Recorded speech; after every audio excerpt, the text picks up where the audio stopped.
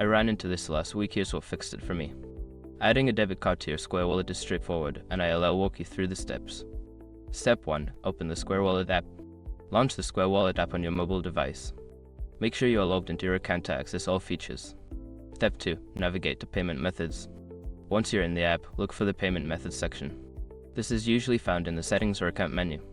Step 3. Select a debit card. In the Payment Methods section, tap on the option to Add Debit Card. This will prompt you to enter your card details.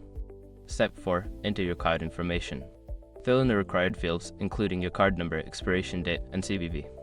Double check for typos, as an incorrect number can cause issues. A common mistake is entering the CVV incorrectly. Make sure to check the back of your card for the right number. Step 5. Save your changes. After entering your card information, tap Save to add the debit card to your Square Wallet. You should see a confirmation message once it is successfully added. Are you all set to use your debit card with Square Wallet? If you run into any issues, don't hesitate to check the Help section in the app. Happy transacting!